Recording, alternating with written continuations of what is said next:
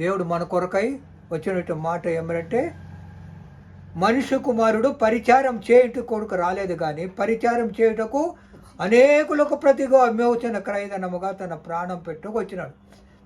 ఇది ఇక్కడ యూదుల అధికారి అయిన నికోదేమియా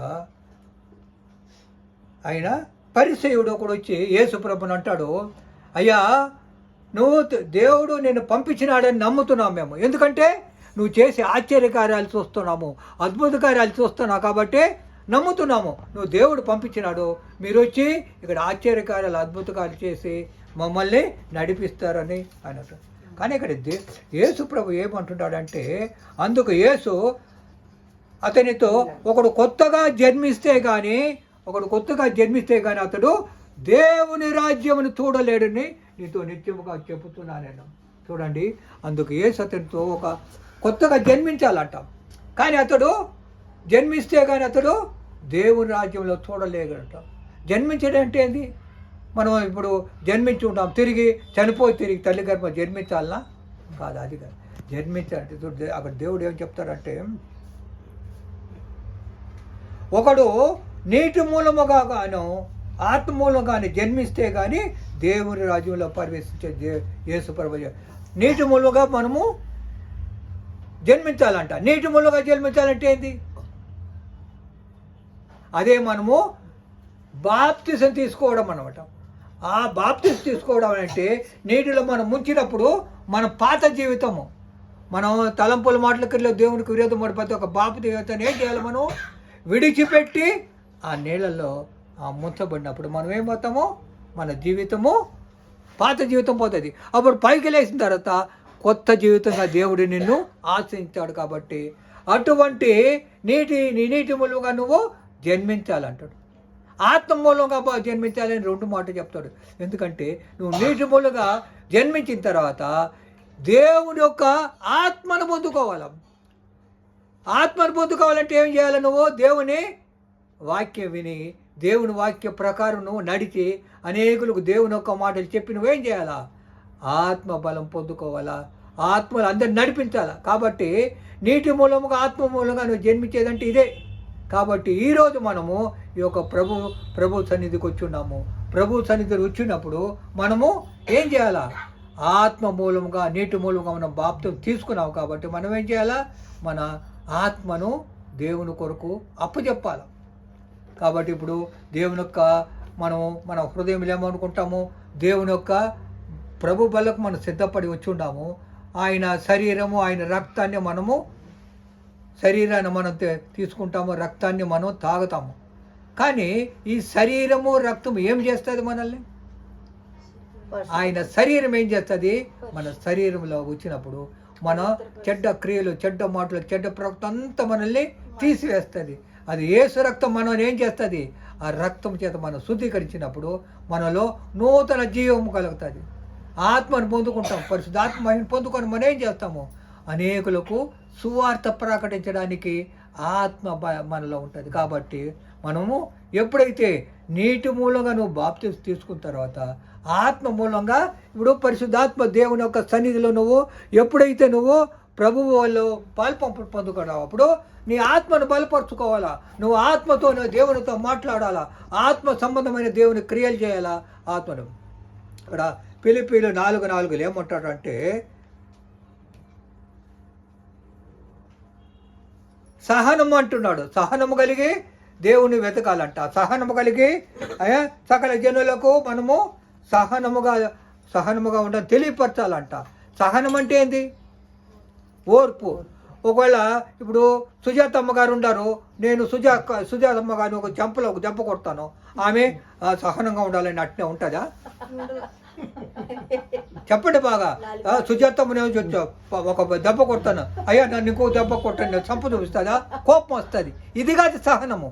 దేవునిలో సహనం అంటే దేవుని మాట వినేటప్పుడు, దేవుని యొక్క మాట వినేటప్పుడు మనము సహనముగా దేవుని వాక్యం వినాలా, దేవుని మాటలు వినాలా. దేవుని యొక్క సన్నిధిలో మనం ఎప్పుడైతే ఉంటామో అప్పుడు సహనం ఏం చేస్తుంది? నిన్ను బలపరుస్తుంది, స్థిరపరుస్తుంది. అది సహనం. కాబట్టి అన్నింటిలో సహమనే కాదు. ఇప్పుడు మనం ఇదో బాగా యోచన చేసుకోండి. ఇక్కడ మనం ఆరాధన చేస్తూ ఉన్నాము, ఎదురులో అనేకులు వచ్చి మనం ఏం చేసినారు, దేవుని కార్యాన్ని దూషించినారు. కానీ అప్పుడు మనం ఏం చేసినాము, సహనము కలిగి ఓర్పుతూ ఉన్నాము. కాబట్టి అది సహనము. అక్కడ మనం కానీ విరోధంగా పోతే ఏమైపోయినాం, అక్కడ దేవుని నామాన్ని అవమానపరుస్తాము. అది సహనం. సహనము కలిగి ఉండాలంటే అది. కాబట్టి దేవునికి విరోధంగా ఉండకూడదు, దేవుని మాటలు విరోధంగా మాట్లాడకూడదు. తలంపుల మాటల క్రియల్లో దేవునికి విరోధంగా ఉంటే మనం ఏమైపోతామో, ఆయన యొక్క మాటకు విరోధంగా ఉన్నప్పుడు సహనం ఉండదు మనకు. కాబట్టి దేవుడు ఆ విధంగా మనల్ని దీవించి ఆశీర్వదించి కటాక్షి బలపరచాలంటే ఈరోజు నువ్వు నేను ఈ ప్రభు బలిలో పాలు పొందుకోవాలి. ఈ లోక సంబంధంగా ఈ యొక్క దేవుడు ఏమంటాడంటే, ఏది నువ్వు ఏది తిన్నా తాగినా కానీ దేవుళ్ళ ప్రార్థన చేసుకోవాలంటే ఏమని ప్రార్థన చేసుకోవాలా, ప్రభువా ఈ ఆహారంలో ఉన్న అపవిత్రత తీసి పవిత్ర పని ప్రార్థన చేసుకుంటే అది ఎటువంటి ఆహారమైనా, అది ఎవరి చేత చెడ్డ విగ్రహారాధన చేసిందైనా కానీ ఏదైనా కానీ అక్కడ ఏమైపోతుంది, అక్కడ పవిత్రపరచబడుతుంది. అది అక్కడ ఉండే మాట. మనము ఈ లోక సంబంధంగా మనం ఎక్కడొక్కడ తింటాము, అది ఎట్టవుతుందో మనకి తెలియదు. ఆహారము అక్కడక్కడ బజార్లో తెచ్చుకుంటాము, అక్కడక్కడ ఇది తెచ్చుకుంటాం, అంతా వస్తుంది. కానీ మనకి ఏమని తెలియదు దాని గురించి. కాబట్టి మనం ఏం చేయాలా, ప్రార్థన చేసుకోవాలా. ఏమని ప్రార్థన చేసుకోవాలా, ప్రభు ఈ ఆహారంలో పవిత్రపడతామని ప్రార్థన చేసుకున్నప్పుడు అది పవిత్రపడుతుంది. అదే ఇప్పుడు మనం ఈ లోక సంబంధం రొట్టి ద్రాక్ష రక్షణ ఉండేది. కానీ దీన్ని కూడా ప్రభు మనం ప్రార్థన చేసినప్పుడు అదేమైపోతుంది, యేసు రక్తంగా మార్చబడబడది, ఏ శరీరంగా మార్చబడుతుంది. అదేనమాట అక్కడ జరిగేది. అక్కడ జరిగిన తర్వాత ఎప్పుడైతే నువ్వు ఆ యొక్క యేసు ప్రభు శరీరాన్ని యేసు ప్రభువును తీసుకుంటావో అదేం చేస్తుంది, నీకు శరీరంలో నీ శరీరం మారుస్తుంది. నీ యొక్క అన్ని నీ రక్తంలో ఉన్న రక్తాన్ని కూడా పవిత్రపరుస్తుంది. అదేనమాట. కాబట్టి నువ్వు సహనము కలిగి ఏం చేయాలా, దేవుని సన్నిధిలో మొరపెట్టినప్పుడు దేవుడు నీకు గొప్ప విలువైన ఒక పాత్రగా నిన్ను వాడుకుంటాడు. కాబట్టి మనము నీటి బాప్తిస్తు ఎప్పుడు తీసుకుంటావో, నీటి బాప్తిస్తులో నువ్వు తీసుకున్నప్పుడు నువ్వు మారు మనసు పొందిన బిడ్డగా ఉండాలా. అది ఇక్కడ హెచ్చరిక చేస్తున్నాడు. మారు మనసు పొందకపోతే నువ్వు ఎన్ని బాప్తిస్తాలు తీసుకున్నా, ఎన్నిసార్లు నువ్వు ప్రభు బలు తీసుకున్నా వ్యర్థమే. కాబట్టి మారు మనసు అంటే ఏంది, దేవునికి తలంపుల మాటల క్రియలు విరోధంగా ఉండేదాన్ని అన్నీ కూడా మనం ఏం చేయాలా, విడిచిపెట్టాలా, పరీక్షించుకోవాలా, ప్రతి ఒక్క సమయంలో పరీక్షించుకోవాలా.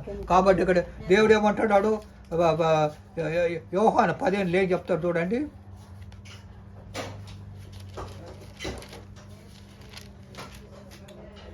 నేను నిజమైన ద్రాక్షవల్లిని, నా తండ్రి వైశాఖుడు, నాలో ఫలింపిన ప్రతి తీగ ఆయన తీసి పారవేస్తాడట. ఫలించు ప్రతి తీగన ఎక్కువగా ఫలింపవల్లి దాన్ని పనికి రాక తీగలు మనం తీసేస్తాడు. మనం ఎప్పుడైతే మనం ద్రాక్షవల్లి ఆయన నిజమైన ద్రాక్షవల్లిని, నా తండ్రి వైశాఖుడు ఆయన మనం ద్రాక్ష చెట్టు తీగల మనం ఆయన ఏం చేస్తాడు, ద్రాక్ష చెట్టుగా మనల్ని ఏం చేస్తాడు అభివృద్ధి. మన తీగ ఏం చేస్తాలో మనం ఆయన అంటగట్టబడాలా, ఆయనతో చేర్చబట్టాలా. ఆయనతో ఉంటేనే అంటే అంటగట్టబడాలంటే ఏంది, వాక్యం విని ప్రార్థన ఆయనతో సహవాసుకులు ఉంటేనే మనం ఏమవుతాము, మనము ఫలించు ద్రాక్షవల్లిగా ఉంటాము. ఒకవేళ నువ్వు ఆ విధంగా ఉన్నప్పుడు అపవాదిని శోధించినప్పుడు దేవుడు ఏం చేస్తాడు, అపవాదిని బంధిస్తాడు ఆయన. నువ్వు దేవుల్లో ఉంటే, దేవునికి సహనమల్లి నువ్వు ఉంటే, దేవుని యొక్క పరిచర్లో నువ్వు ఉంటే, దేవుని యొక్క ఆత్మను పొందుకుంటే, అపవాదిని నేను శోధించినా కూడా ఏం చేస్తాడు, అపవాదిని యేసు ప్రభు బంధిస్తాడు. కాబట్టి ఇక్కడ ఏమంటున్నాడు, ద్రాక్షవల్లి నేను తీగలి మీరు, ఎవడు నా యందు నిల్చుండునో నేను ఎవరి నిల్చున్నో వాడు బహుగా ఫలిస్తాడట. కాబట్టి మనము ఏం చేయాలా, ఆయనకు విరోధంగా ఉండకూడదు. ఈరోజు మనం ప్రభు బలిలో పాలు పొందుకోబోతున్నాము. మనము మారు మనసు పొందిన బిడ్డలు. మనము తలంపుల మాటల క్రియల్లో మనము తెలిసి కూడా తీయొచ్చు. కానీ ఇప్పుడు మనం పశ్చాత్తాపడాలి. పడితేనే మనకు ఈ యొక్క దేవుని సన్నిధిలో నువ్వు నేను ప్రభు బలిలో పాలు పంపుకున్నా కూడా దానికో ప్రభు నిత్య వారసత్వాన్ని పరలోక రాజ్యాన్ని మనకు చోటిస్తాడు. కాబట్టి మనము ఏం చేయాలా, ఈ ప్రభు బలిలో పాలు పంపులు పొందుకోబోతాము. దేవుడు మనం దీవించి ఆశని బలపరిచి స్థిరపరుస్తాడు. కొద్ది మాటలు దేవుడు మనల్ని దీవించి ఆశని బలపరిచి స్థిరపరచును గాక. ఆమేన్.